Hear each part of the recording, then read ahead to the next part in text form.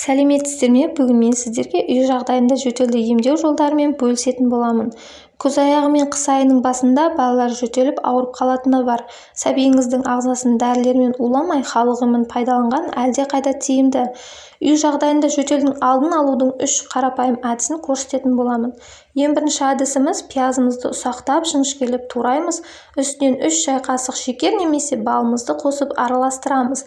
Өйткені біздің кішкене сәбилеріміз пияздың ащы суын ішпейді, сондықтан кішкене шекер немесе бал қосып араластырамыз. Бетін жауып, суы шыққанша қойып қоямыз. Суы шыққаннан кейін күніне 3 рет балаларға тамақтан кейін 1 шай қасықтан жөтелі қайтқанша беріп отыратын боламыз. Бұл әдісті күнде осылай жаңартып, балаларыңызға жөтелі қайтқанша жасап беріп отырсаңыздар болады. Пияздың біз білмейтін көптеген пайдасы бар. Егер үйіңізде тұмаудың белгілері байқала бастаса, бір пиязымызды алып, осылай жіңішкелеп турап, тарелкамызға салып қойып қоямыз. Пияз өзіне вирустар мен бактерияларды өзіне сорып алатын болады.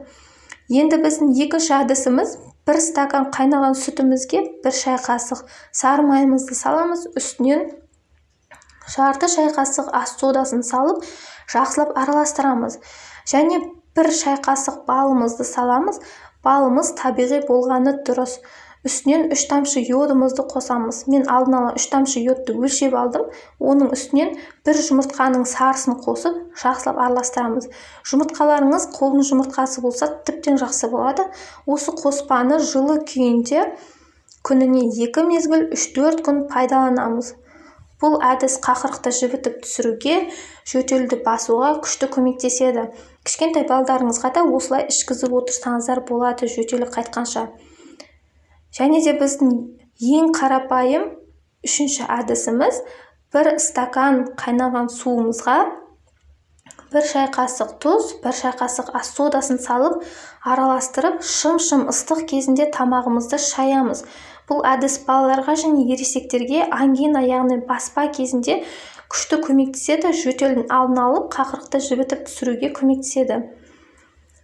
Егер менің видеом сіздерге ұнаған болса, пайдалы болған болса, менің каналыма тіркеліп, лайк басып, комментарий жазып қалдыруды ұмытпаңыздар. Сіздермен бірге болған Фируза.